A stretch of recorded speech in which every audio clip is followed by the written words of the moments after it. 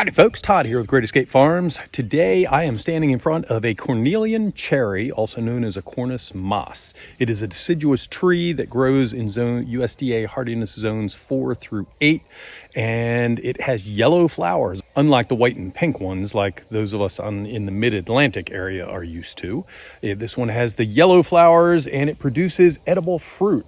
So I have two fruits here. One is ripe, one is not. So hopefully you can notice this one is a little bit translucent, a little more purple. This one is a more brighter red color. So the translucent one is actually ripe and it's juicy. You can see it's actually shooting juice out here. So the difference between these two, you can eat this one, but it's very astringent, kind of like eating, not quite as bad, but almost like eating a persimmon that isn't quite ripe yet. This one has a little bit of astringency to it, but it mostly has a sweet flavor to it.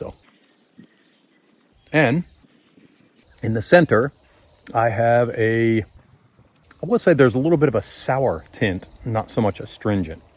Whereas this one, the unripe one, would definitely be astringent and sour. So it does have a pit in it. These are very hard. You're not going to be chewing through these. It's kind of like a cherry. It's part of why it gets its name, Cornelian cherry. So let me go ahead and take a bite out of this. You can see the difference here. Very sour, little astringent. And you can see the pit in it. The flesh in this is kind of a yellow-white right now.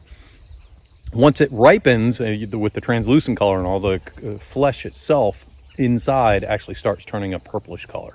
So let me turn around and show you the tree here, and we'll do a little more talking about this.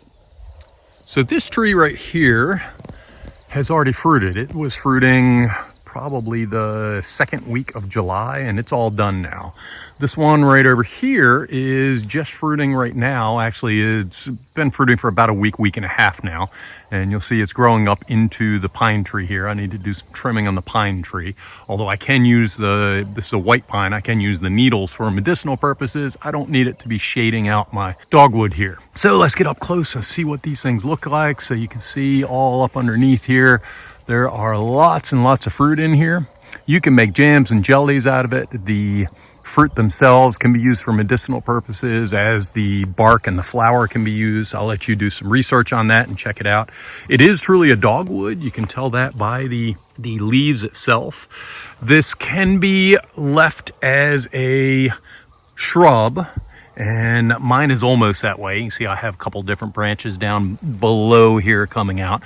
Or you can trim those off and actually make a tree out of it. And I did not do that.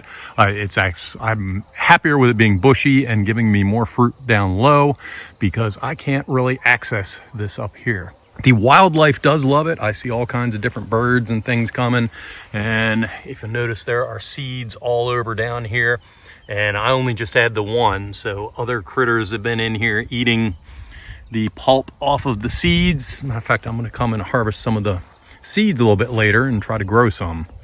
In order to grow the seeds, you do need 3 to 4 months of stratification, wet stratification, in a refrigerator, or you can just go ahead and bury them in the soil here, and they just with the natural winter process, they should come up. So the yellow flowers I talked about, they are little small yellow flowers. I'll include a picture here from this past spring and show you a picture of exactly what the flowers look like. They're not the great big ones like the white and the pink, but it is showy. It has the flowers before the leaves come out. In order to get the fruit, you do need 2 to cross-pollinate. So I have 5 or 6 in the area here of different types, and they are producing a lot of fruit. When I was in Maryland, I had just one in the yard, and it flowered every year, but it never produced fruit because I didn't have anything anywhere around to cross-pollinate with it. So I have not tried making jam with these. I'm kind of a freak. I just like eating stuff out of the yard, so I wander around, and when these are ripe, I come over and munch on them. I also have a little buddy here who likes to munch on things as well.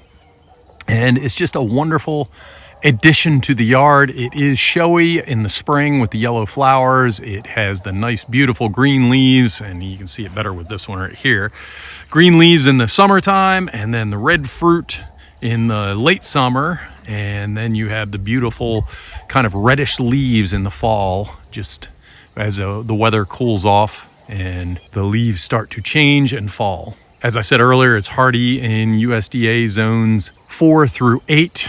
They are doing fine in my clay soil here, and the one that I had in Maryland was in sand, so it will handle almost any type of soil that you can throw at it, be it sand or clay.